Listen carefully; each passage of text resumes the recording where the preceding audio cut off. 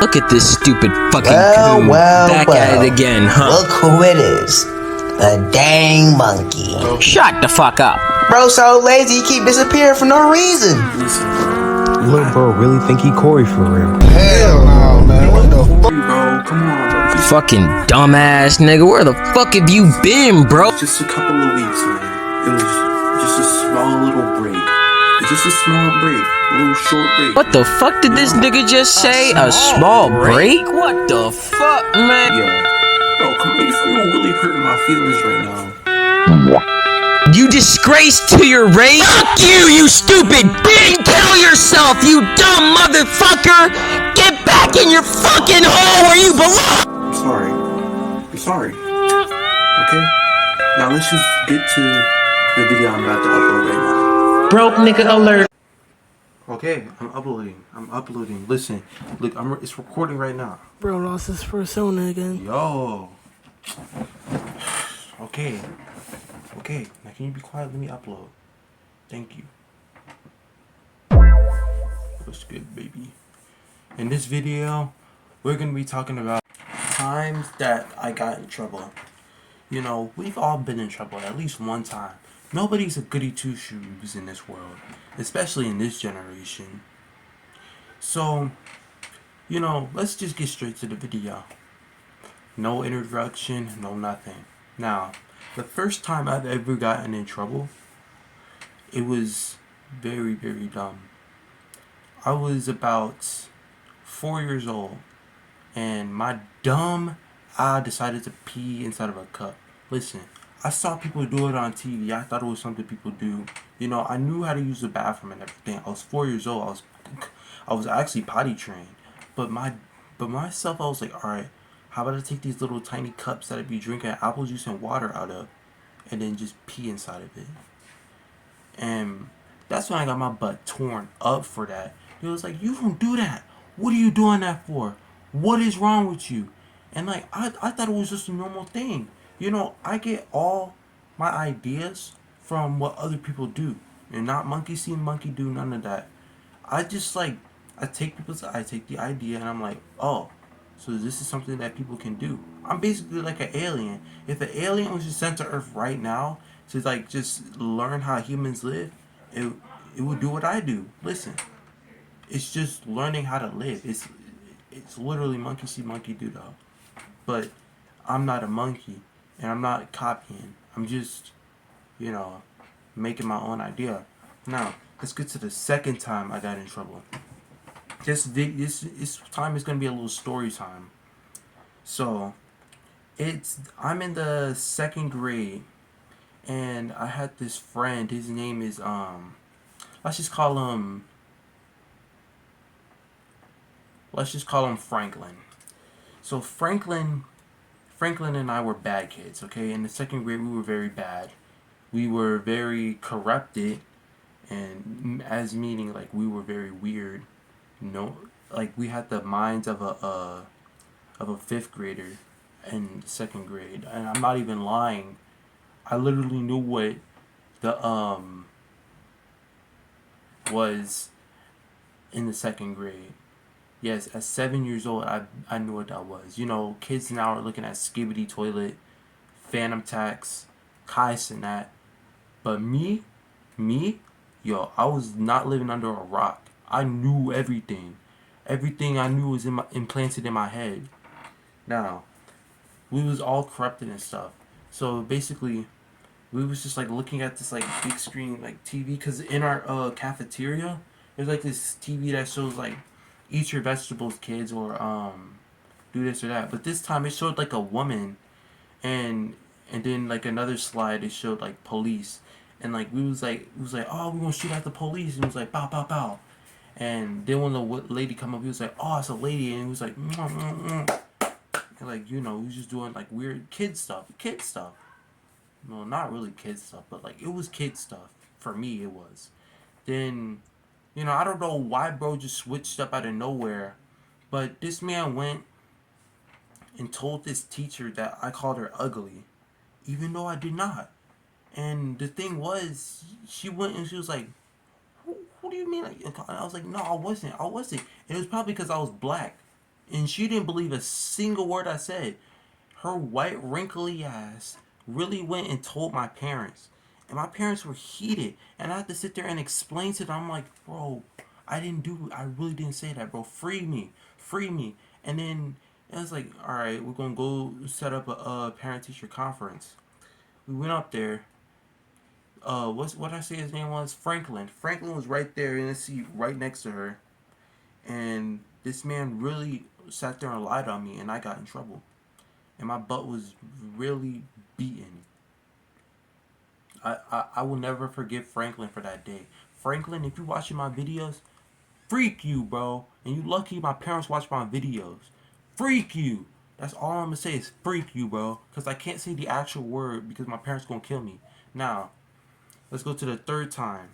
The third time I was in third grade. Third grade, oh my goodness.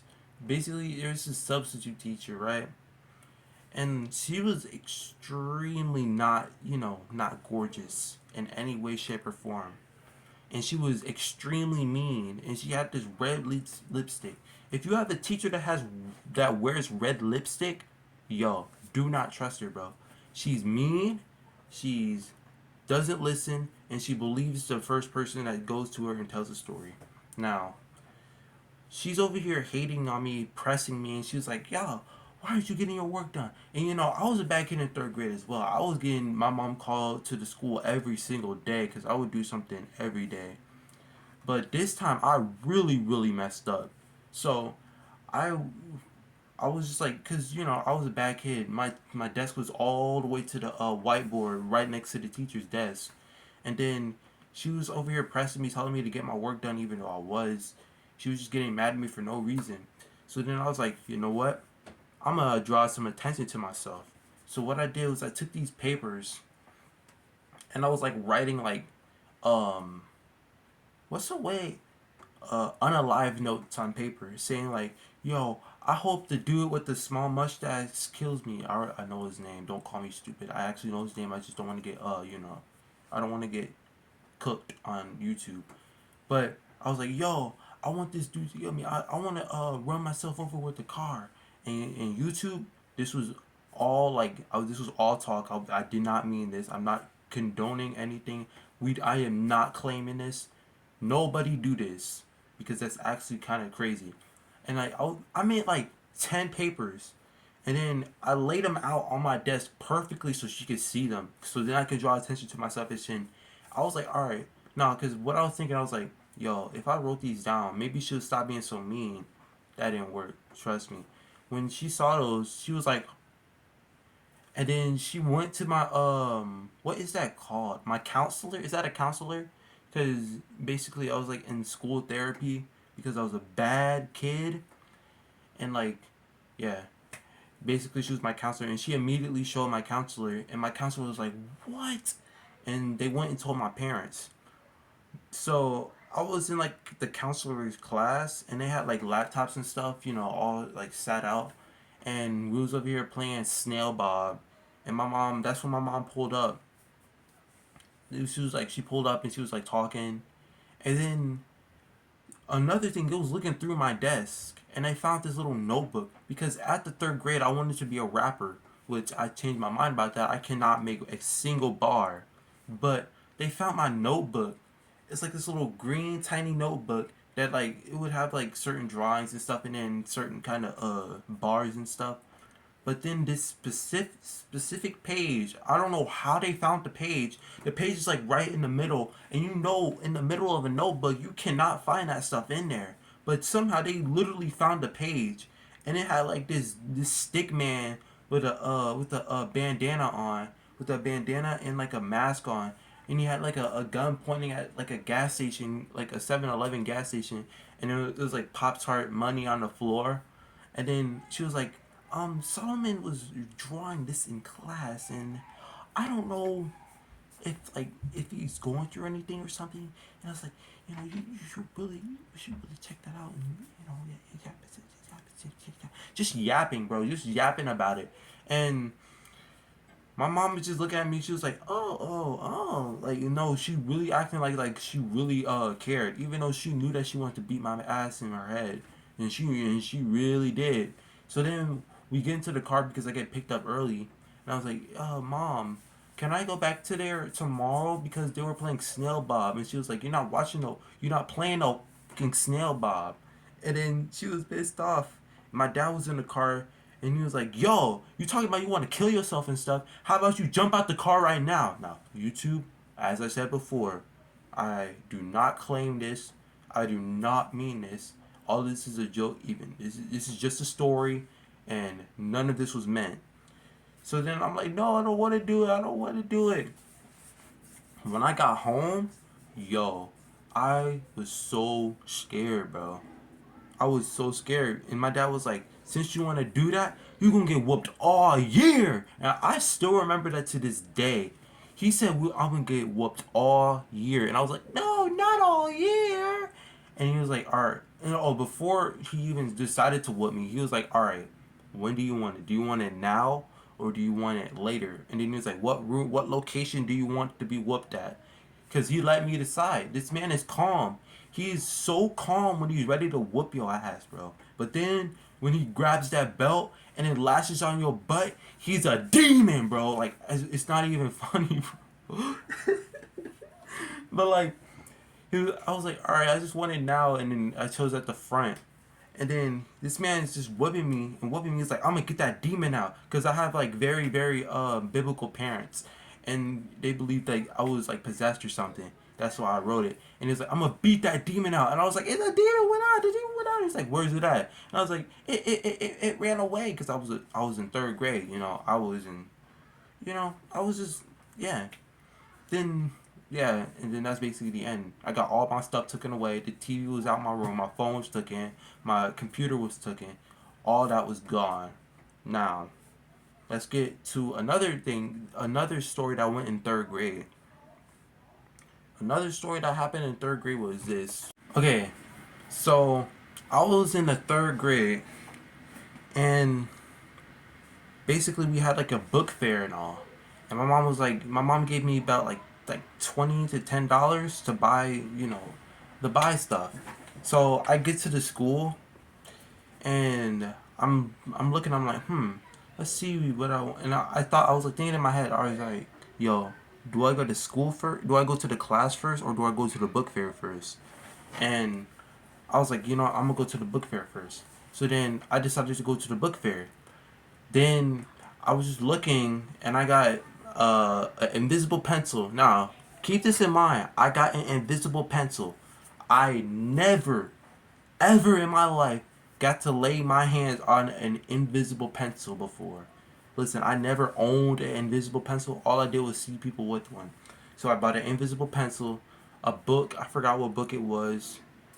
I don't even think I bought a book, honestly.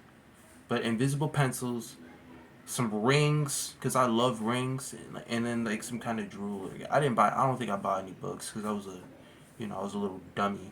But that was probably about like 20 minutes, how long I spent in there. 20 to 10 minutes. And then when I went to that classroom, my teacher, let's call her Miss Green, she was looking at me, she was like, "You're late." And I'm like, and she was like, I wasn't gonna write your name on a list, because she has this little list. She just writes her name on the list. I don't know why she got pressed about it, because it was 10 minutes late. And it wasn't like she was teaching or anything. It was just everybody was still sitting around playing, and I was just the last one to get in the classroom. I don't know why she was heated. And it's just like, "I'm calling your parents." And I'm like, what did I do now? Miss Green may be black, but she acts white. She acts white and mean. And when I think of her name, I literally think of greens being mean. Like actual greens, because I'm black. But she was like, "I'm calling your parents." And then she wrote this like note on the paper. I forgot what the note said and all, but she wrote the note on the paper, and then I showed it. And once I was getting home, you know that feeling in your chest where your heart just drops, bro. My bus ride home, I knew I was gonna get my butt whooped for no reason, and I don't even think my mom was gonna believe me because I was a straight up liar because I didn't want to get in trouble. So then I was just heading home, just literally trying to get my get right, bro. I was just trying to lock in. So then I got to the house. I opened the door. I see my mom literally sitting on the couch waiting for me. And she looks at me and she was like, yo, your teacher told me you wasn't in class. And I was like, and she was like, give me that pencil. She took the pencil. And I told you, remember that. I never got to own an invisible pencil. She told me to give me that pencil. She took it and snapped it. I cried, bro. I actually cried. Because I never in my life got to touch an invisible pencil. I never had one before. And then she just took it and snapped it like the fucking hawk. And then, like, she just went there and smacked it. I mean, freak. And then I'm sitting there crying, and I'm like, why would you do that? And then she took all the stuff I had and just broke it. And then she was like, throw it away, and I don't want to ever see it again.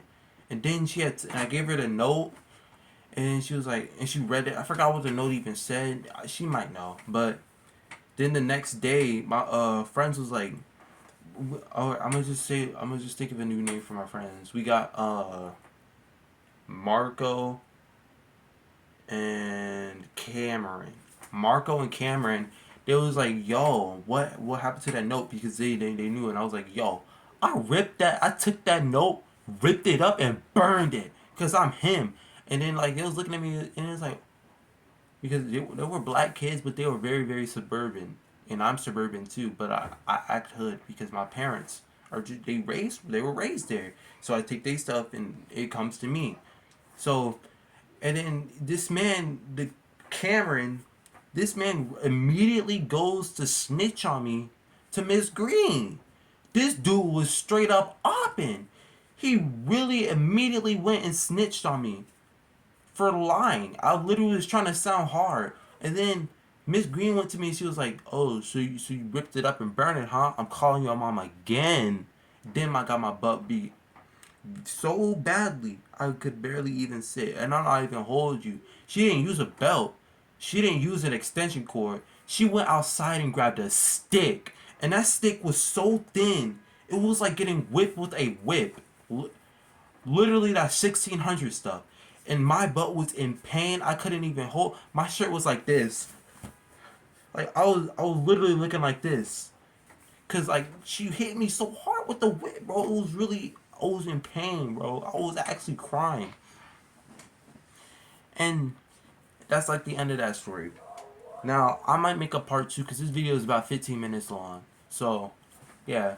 Also, that whole break thing, I'm so sorry for that, bro. I was getting my work in done. Yo, why is this gorilla still talking? Yo, he's back. I don't want to hear it. Excuses, excuses, excuses. What a fat bro, orangutan. I'm ending the video. So Jigga jigga boo.